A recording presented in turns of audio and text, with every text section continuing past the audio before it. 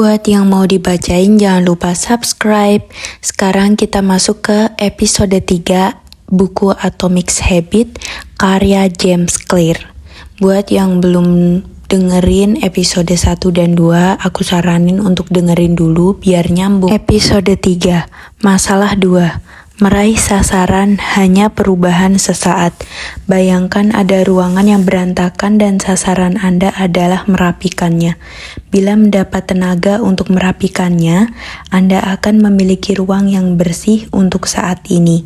Akan tetapi, jika mempertahankan kebiasaan malas dan jorok yang telah menjadikan kamar Anda berantakan, dalam waktu tidak lama Anda akan melihat setumpuk sampah baru dan berharap mendapat sebuah semburan motivasi lagi untuk merapikan ruangan Anda.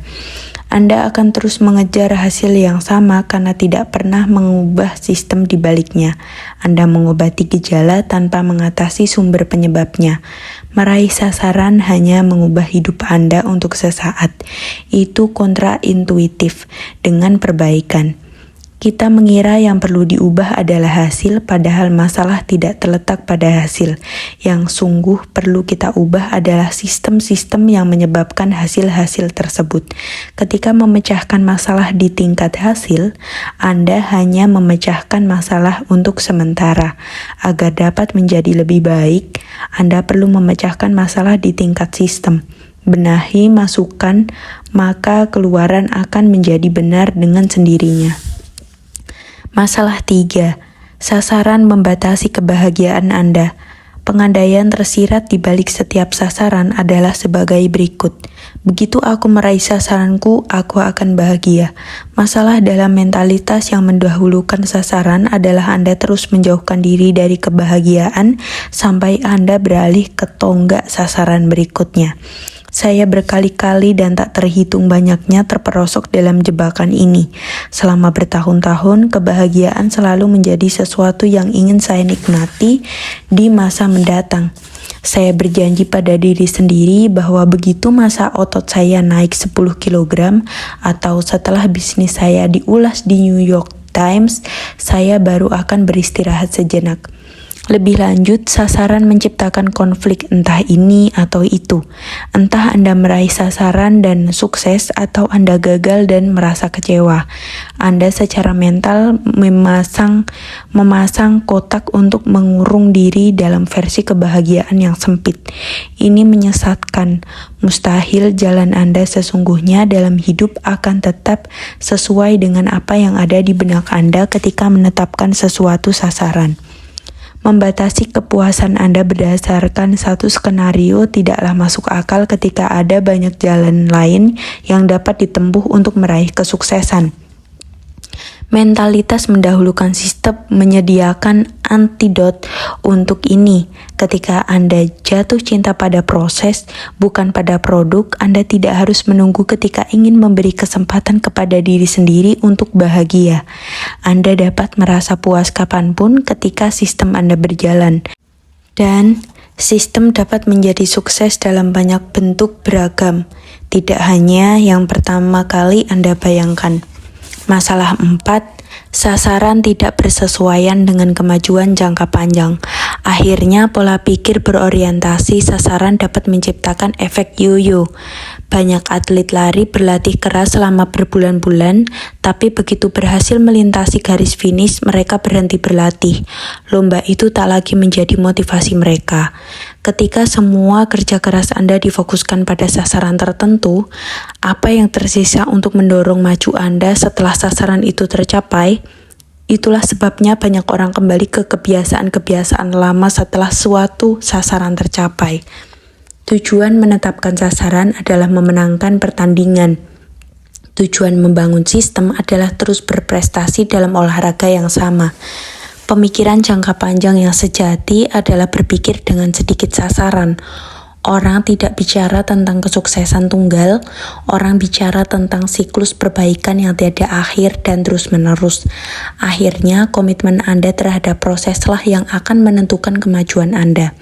Sistem yang disebut Atomic Habits. Bila Anda merasa sulit mengubah kebiasaan, masalah bukan terletak pada diri Anda. Masalahnya ada pada sistem Anda. Kebiasaan buruk berulang dan terus berulang bukan karena Anda tidak ingin berubah, tapi karena Anda memiliki sistem yang keliru untuk melakukan perubahan.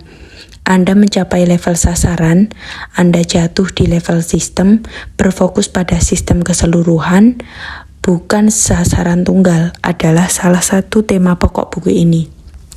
Ini juga salah satu makna lebih dalam di balik kata atomik.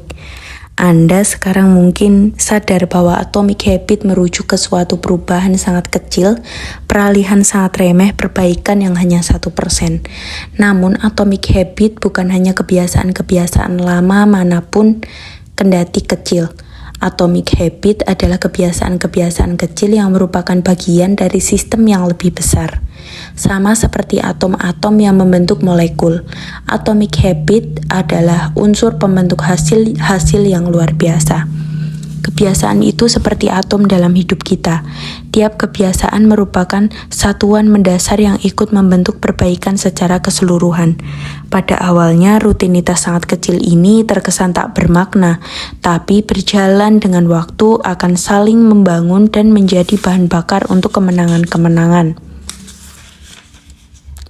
Kemenangan-kemenangan yang lebih besar, yang berlipat ganda sampai tingkat yang jauh lebih besar daripada biaya investasi awal. Atomic habit itu kecil sekaligus sangat besar. Inilah makna frasa atomic habit.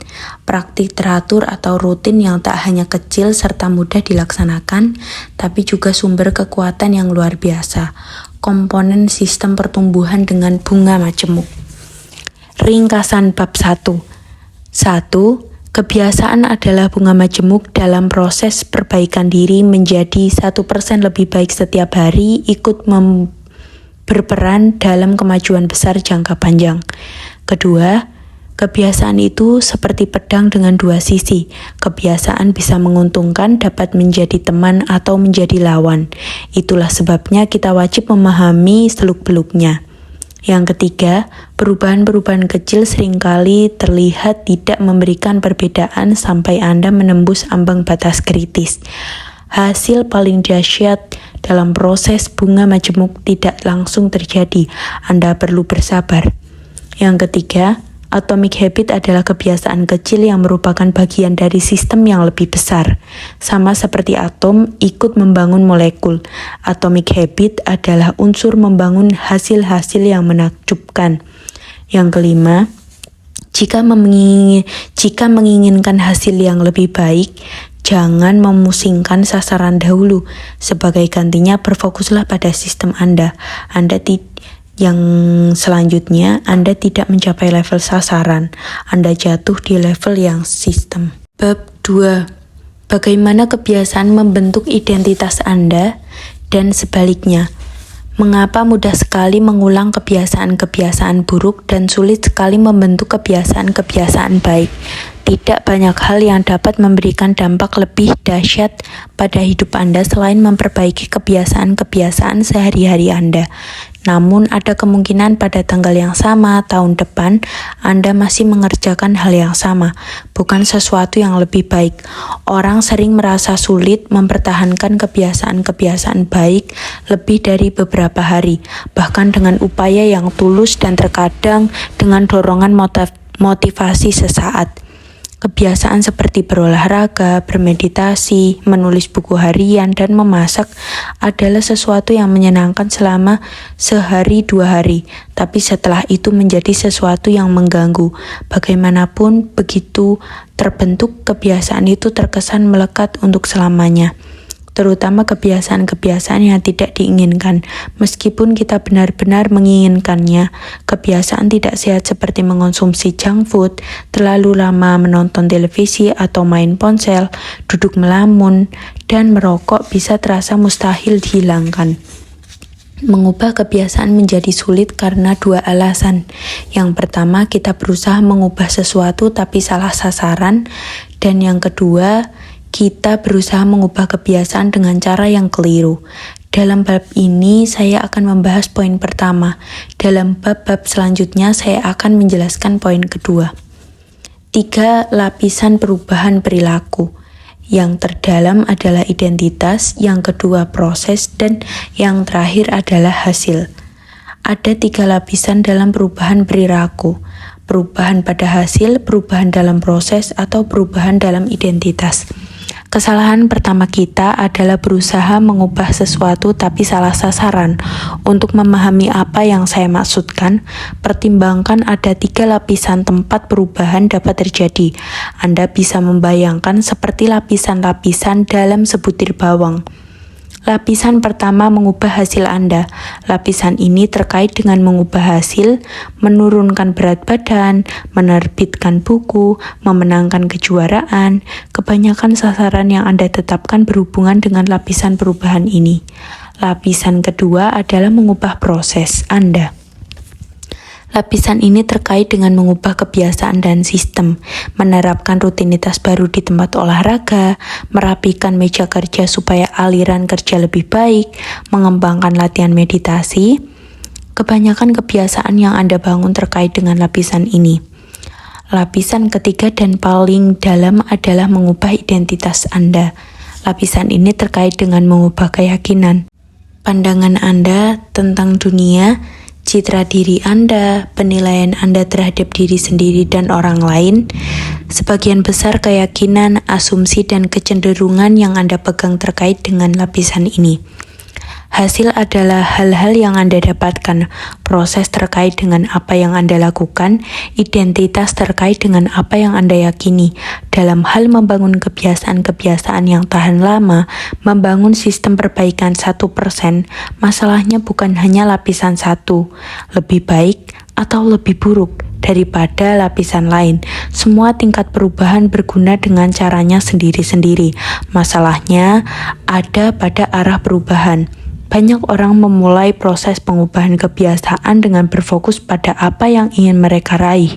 Ini mengantarkan kita kepada kebiasaan berbasis hasil.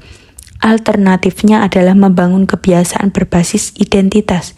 Dengan pendekatan ini, kita mulai dengan berfokus pada kita ingin menjadi sosok seperti apa. Kebiasaan berbasis hasil, kebiasaan berbasis identitas. Dengan kebiasaan berbasis hasil, kita berfokus pada hal yang ingin kita raih. Dengan kebiasaan berbasis identitas, kita berfokus pada kita ingin menjadi sosok seperti apa. Bayangkan 2 orang sedang berusaha berhenti merokok. Ketika ditawari rokok, orang pertama menjawab, "Tidak, terima kasih, saya berusaha berhenti."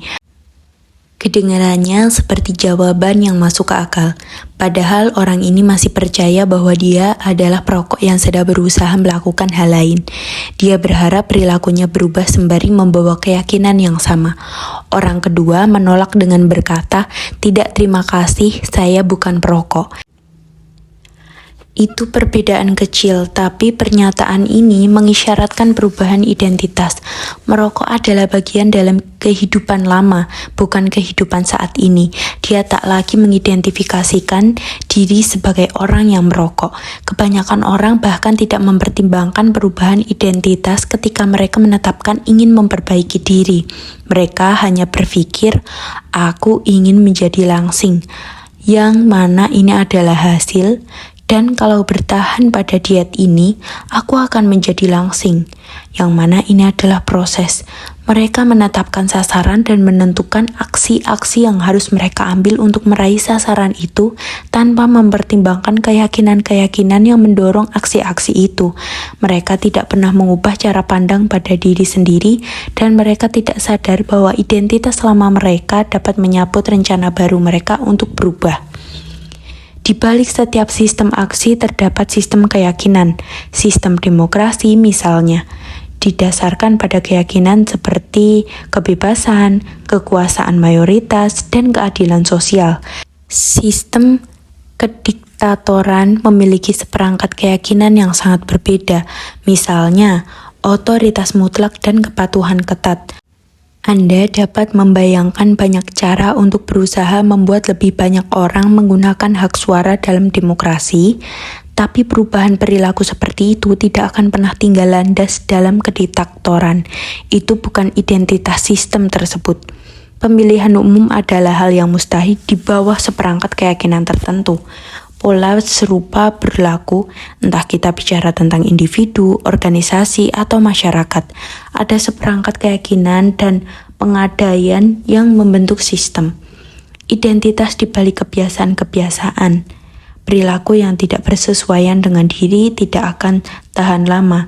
Anda mungkin ingin menjadi lebih kaya, tapi identitas Anda menunjukkan orang yang konsumtif, bukan produsen. Jadi Anda cenderung berbelanja daripada mendapatkan uang. Anda mungkin ingin menjadi lebih sehat, tapi Anda terus mendahulukan kenyamanan daripada kesuksesan.